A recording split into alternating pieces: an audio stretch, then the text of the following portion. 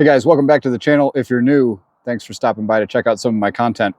Today we'll be doing the number 5 millionth compressor review on this channel. As you know, I just really like small shoebox compressors. I think they're neat. I just think they're neat.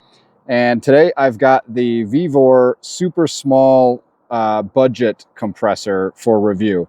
Now I just received this today, so we are going to get into it. We're going to do not only a review, but we're also going to compare it to this guy, which is their other more robust product offering. So we'll do a little bit of testing. I've got the FX Dynamic right there, and we'll do some fill rate testing to see if this is similar to the higher budget item here, and just give you my general thoughts on it and show you how to use it. So stay tuned and we'll get into that. But as we do always, let's first check out what's in the box. As usual, we'll take a look at what's inside the box. All right, I'm taking it. That's probably the power supply. All right, so we've got the power supply. We've got the 12-volt cables there that plug into the unit. We've got a manual. And guys, like I say, always read your manual. It'll prevent you from accidentally damaging your compressor, returning it, and causing people downstream to pay the price due to increased manufacturer costs. Looks like we've got a bag of some spare filters, some O-rings, dead end plug, a adapter, and a couple of burst discs.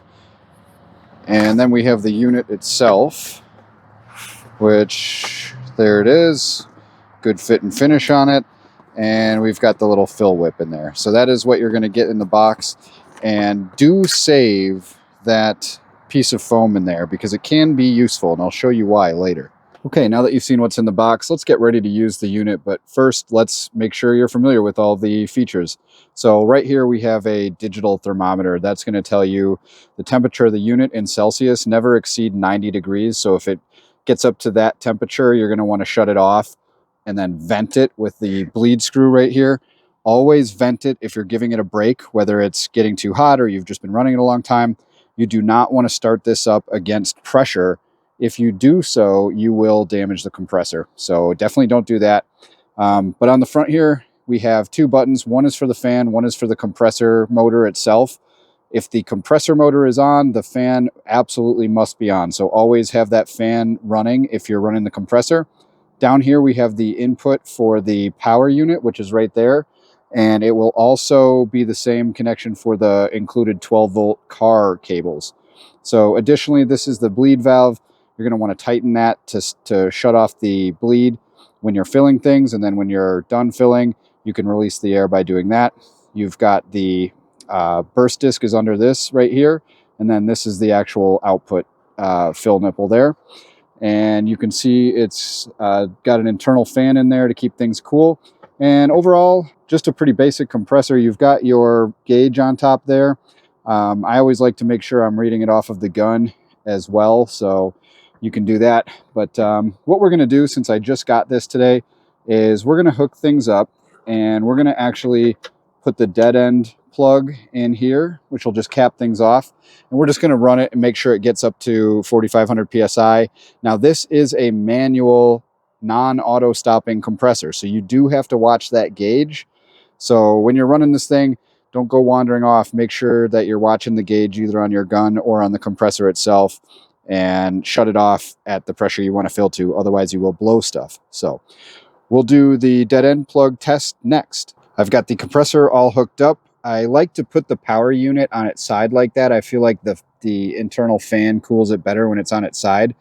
And I've got the little dead end plug in there, and we're going to go ahead and run this thing and just make sure it gets up to pressure. So the first thing we're going to do is close that bleeder valve, make sure that's tight, turn the fan on.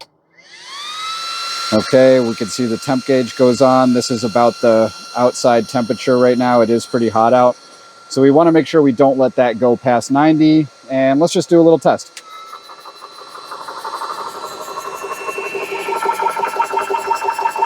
All right, we're building pressure quite nicely.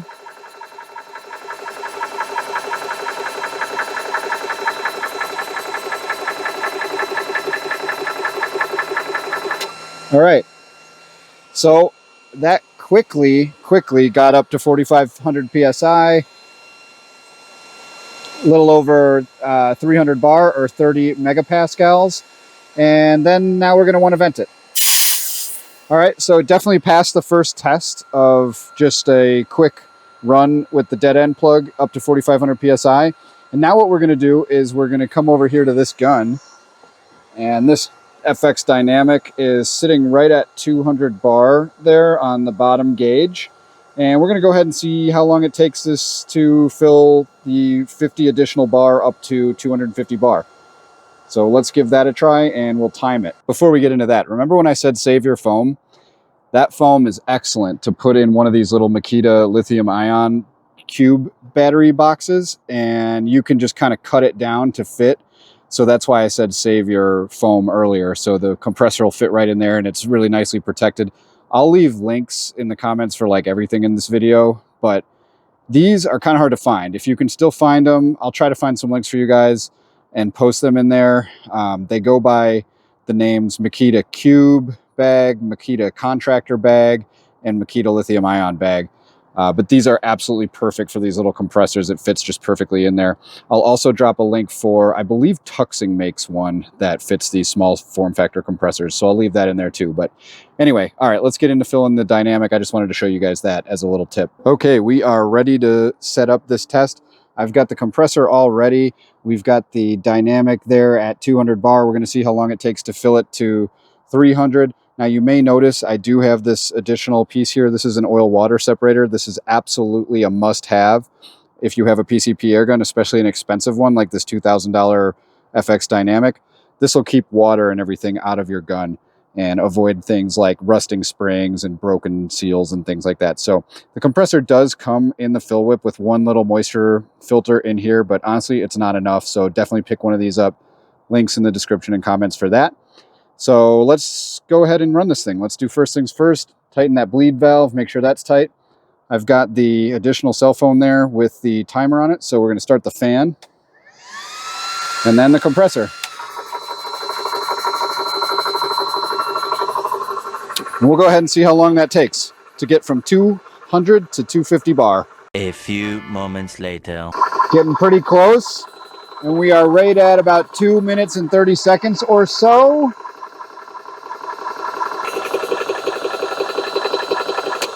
Okay, so I turned the compressor part off. We're going to let the fan cool it down. Only got to about 52 degrees Celsius. And this is a 480cc tank. So it is like about a standard size tank for most air guns. And that took a little over 2.5 minutes. So not even 3 minutes to get it all the way up to that fill. And I think that's actually damn impressive for such a small compressor. So what I'm going to do is I'm going to go shoot this gun back there, and then we're going to fill it up with that compressor also from 200 bar to 250 and see how that does. I just shot this gun some and it is back down to 200 bar. We're going to go ahead and use the higher model from VEVOR to go ahead and fill this and see how long it takes. I'll get my stopwatch going now on this one. You know, obviously close the bleed valve. There's a separate fan and compressor button similar to that one. So you're going to want to activate the fan. And this one has dual fans, which is really cool. And then we'll see how long it takes. A few moments later. All right, we're getting pretty close. Right at about 3 minutes and 10 seconds. So that little compressor is actually beating that one in fill rate. And it could just be because that one's brand new and it has like zero wear on it because I just got it today. But that one's got the auto stop on it and it's set to stop at 250. I think I have it set correctly, so it should be stopping any minute here.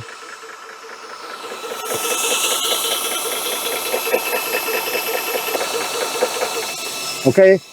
There it goes, and that was right almost at 4 minutes. So a little bit slower than that one. And that one's at 97 degrees, but that's Fahrenheit. So I'll put a conversion to Celsius up on the screen right here.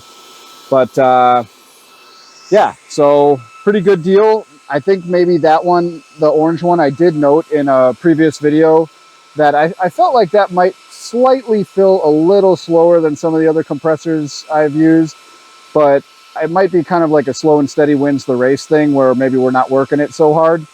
So to degas it, same thing as the other one over there. Okay. And another thing you can do if you've used it a lot on both of these compressors is after you're done, re-tighten the bleed screw and then run it again and get any moisture out of there. You see that?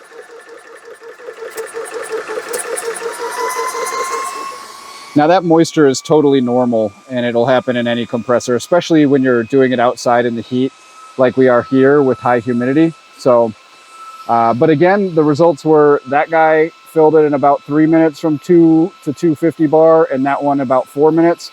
And both good compressors from my experience so far. I actually took the orange one to RMAC and I do shoot competitively. So I took it to our team house and let everybody on the team use it and everything. So we put that through quite a bit of use. And if it's similar quality to the other one, the new one, the small one there, I'm very confident that it'll stand the test of time. Yeah, so that's basically how you use the compressor and a little comparison with each compressor. I do suspect that that one will get a little bit slower over time as the seals wear and stuff. Maybe it was fast because it's brand new, but, or if not, it just is a pretty quick compressor, which is great. So awesome, good testing. All right, guys, I think that's about going to do it. But to wrap things up, my general thoughts on this is, wow, how could you get a 4,500 PSI compressor for under 200 bucks? These are retailing at like 185, I think, right now. I'll leave links in the comments for everything. And as you guys know, I don't monetize my channel, which is why you didn't sit through commercials at the beginning of it. So any help to the channel comes via my links in the description and comments. But this thing's pretty good. It fills super fast. It fits in a small little case and can be hauled around everywhere in the field. It can be filled off of your vehicle with the 12-volt cables.